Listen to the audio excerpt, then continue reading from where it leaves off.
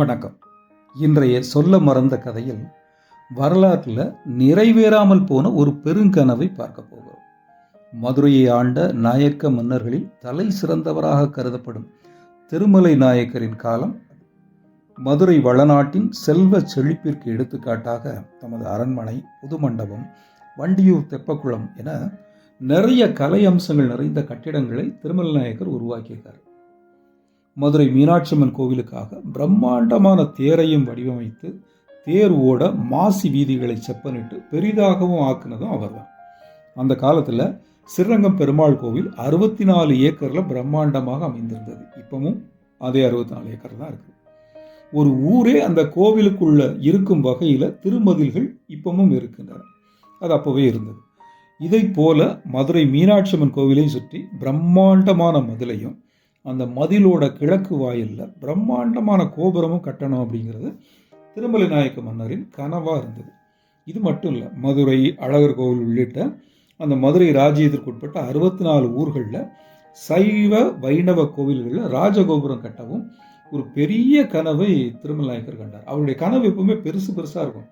இப்பவும் அவருடைய அந்த மகாலோட தூண்களுக்கு போனீங்கன்னா அவ்வளோ பிரம்மாண்டமான தூணாக இருக்கும்.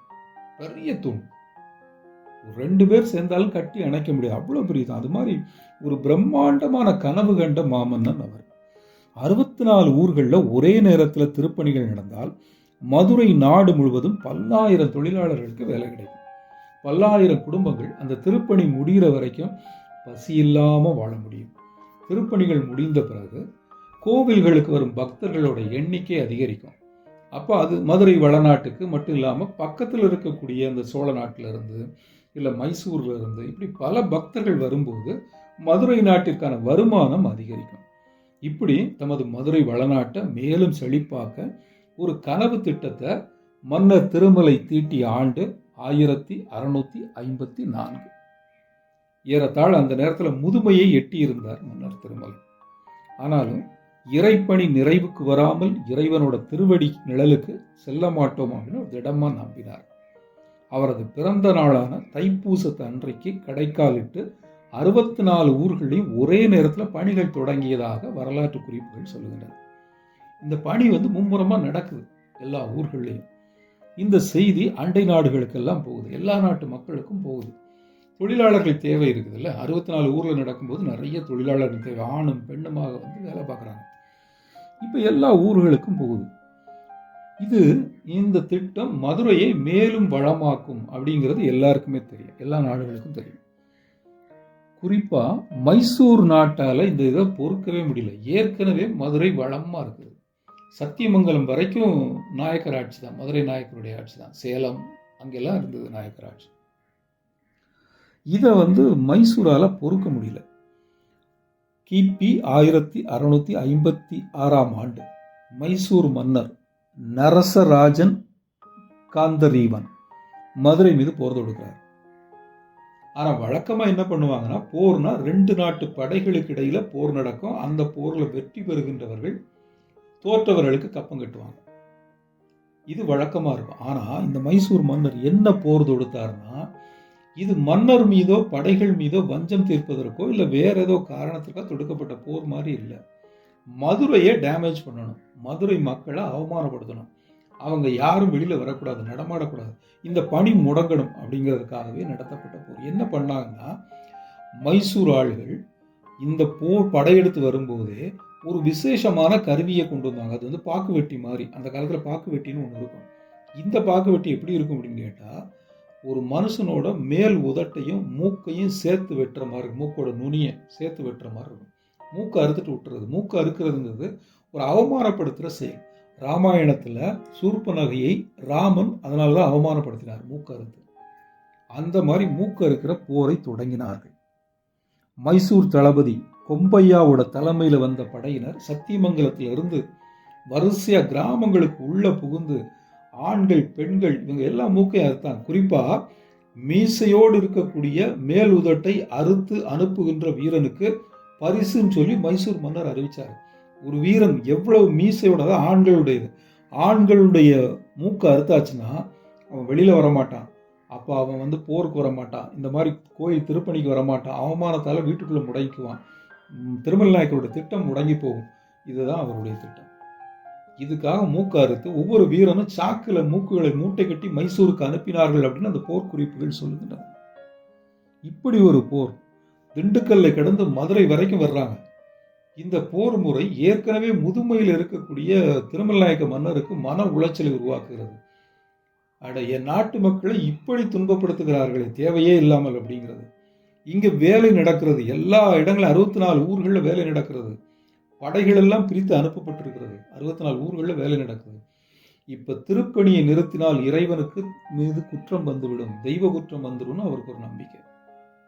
எப்படி திருப்பணியை நிறுத்துறது? திருப்பணியை நடத்திக்கிட்டே போர் புரியுதா இருந்தால் ஆட்கள் பற்றாக்குறை வரும். என்ன பண்றாரு? மதுரை நாட்டுக்கு உள்ளடங்கிய ராமநாதபுரம் சேதுபதி, அது ஒரு பாளையம், 64 பாளையங்கள்ல அது அங்க செய்தி அனுப்புகிறார். ரகுநாத சேதுபதி தான் அப்போ அவங்க இருக்கிறார், ஆட்சியில் இருக்கிறார்.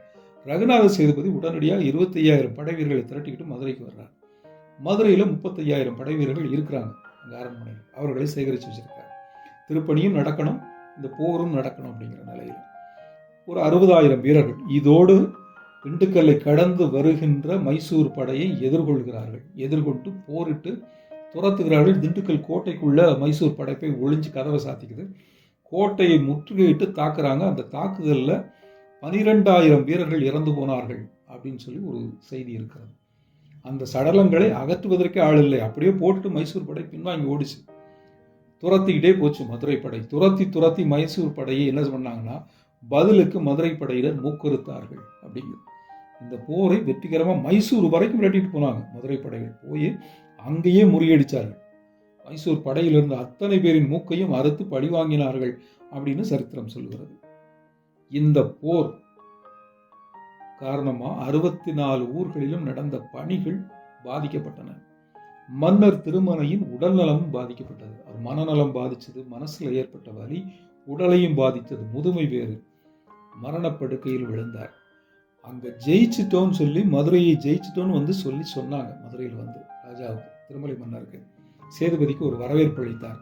ஒரு மண்டபமும் கட்டினார். சேதுபதி மண்டபமும் இன்னமும் இருக்கு. நீங்க மதுரைக்கு போனீங்கன்னா சேதுபதி மண்டபத்தை பார்க்கலாம். அந்த மண்டபத்தில் ஒரு வரவேற்பும் அளித்தார். இது முடிந்த சில காலங்களில் மன்னர் திருமலை கிபி 1659 ஆண்டு இறைவனடி சேர்ந்தார். அவரது மறைவு அவர் கண்ட பெருங்கனவு நனவாகாமல் போக வலுவான காரணமாயிடுச்சு. இப்படி அந்த கலைந்து போன கனவின் சாட்சியாக இப்பவும் நீங்க மதுரைக்கு போனீங்கன்னா எழுகடல் தெருவுக்கு அருகில ஒரு மொட்டை கோபுரம் இருப்பதை பார்க்கலாம். அது சாதாரண கோபுரம் இல்லை. அந்த கோபுரத்துக்கு கிட்ட போய் பார்த்தீங்கன்னா அதனுடைய பிரம்மாண்டம் தெரியும். அந்த கோபுரத்திற்கு அடித்தளம் மட்டும் போட்டுருப்பாங்க, ஒரு அஸ்திவாரம் மட்டும். அதோட உயரமா 50 அடி உயரம் இருக்கும். அதோட நீளம் 170 அடி, அகலம் 110 அடி. ஒரு கல்காரம் கட்டி வச்சிருப்பாங்க. அந்த அஸ்திவாரத்தின் தூண்கள் எல்லாம் ஒரே கல்லால் ஆனவை. அந்த தூண்கள் 50 அடி உயரம் இருக்கும். 50 அடி உயரத்திற்கு ஒரே கல்லான தூணை செதுக்கி இருப்பாங்க. அப்ப எவ்வளவு பெரிய கனவுன்னு பாருங்க, எவ்வளவு பெரிய நுட்பம், எவ்வளவு பெரிய கலை ரசனையோட செஞ்சிருப்பாங்க. இன்னும் இல்லை, அந்த அஸ்திவாரம் பூமிக்கடியில 15 அடி ஆழத்துல இருக்குது அப்படின்னு சொல்லி சொல்றாங்க. இந்த அஸ்திவாரத்தின் மீது கோபுரம் கட்டி இருந்தா அந்த கோபுரம் 300 அடி உயரம் இருந்திருக்கும் அப்படின்னு சொல்லி சொல்றாங்க. அப்படி 300 அடி உயரமா இருந்தால் இன்றைக்கும் அதுதான் உயரமான கோபுரமாக இருந்திருக்கும். மதுரையில் இருக்கக்கூடிய மற்ற கோபுர அஸ்திவாரங்களை விட மொட்டை கோபுரம் வேறுபட்டு இருக்கும். இப்ப பாத்தீங்கன்னாலும் தெரியும். அதுல கல்லுல நுணுக்கமா செதுக்கப்பட்ட பூதகணங்கள் இருக்கும், தேவகன்னியர்கள், கந்தர்வர்கள் அப்படின்னு ஒரு சிற்ப களஞ்சியமா இருக்கும். மற்ற கோபுரத்தோட அடித்தளங்கள்ல இவ்வளவு நுணுக்கமான சிற்ப வேலைப்பாடுகள் இருக்காது. இந்த கோபுரத்தோட அடிப்பகுதியே அவ்வளவு சிற்ப வேலைப்பாடோட இருக்கும். அது தவிர ஒரு மலச்சரங்களால் அலங்கரிக்கப்பட்ட லிங்கங்களோட சரவரிசை, சின்ன லிங்கம் வரிசையா இருக்கும். அதை சுத்தி மலர்களால் கல்லிலேயே பூமாலை மாதிரி அடிச்சிருப்பாங்க. அவ்வளவு நுணுக்கமா இருக்கும். இதே மாதிரிதான் அழகர் கோவில்லையும் ஒரு மொட்டை கோபுரம் நிற்கிறத பார்க்க முடியும் நம்மளால. இவ்வளவு அழகான அந்த கோபுரம் மட்டும் நிறைவு பெற்றிருந்தா யோசிச்சு பாருங்க எப்படி இருந்திருக்கும். இந்த மைசூர் போர் ஒருவேளை நடக்காமலே போயிருந்தால், உடல் நலம் பாதிக்கப்படாமல் இருந்திருந்தால், மன்னர் திருமலை இன்னும் ஒரு 10 ஆண்டுகள் வாழ்ந்திருந்தால் யோசிச்சு பாருங்க, மதுரையும் மற்ற 64 ஊர்களும் உலக அதிசயங்கள்ல ஒன்னா இருக்கும். அந்த கோபுரம் இன்றைக்கும் உலகம் முழுவதும் இருந்து மக்கள் பார்த்து பார்த்து வியக்கின்ற ஒரு கோபுரமா அப்படியே கல்லுல செதுக்கப்பட்ட ஓவியமா ஜொலிச்சிருக்காது. அந்த கோபுரத்தை சுத்தி எழுப்பப்பட இருந்த பிரம்மாண்டமான சுவர்களால மதுரை மீனாட்சி அம்மன் கோவில்ங்கிறது ஒரு கலை பொக்கிஷமா மாறி இருக்காது. மைசூர் மன்னனோட பொறாமை ஒரு பெருங்கனவை சிதைத்த வரலாற்றை நம்மள எத்தனை பேர் அறிஞ்சிருப்பாங்க? எத்தனை பேருக்கு இது தெரியும்? எப்போதும் பகையோடு வாழும் கர்நாடகத்தின் கபட வேடத்தை நாம சொல்ல மறந்து போனோமோ? இன்னொரு சொல்ல மறந்த கதையோடு வருகிறேன். நன்றி, வணக்கம்.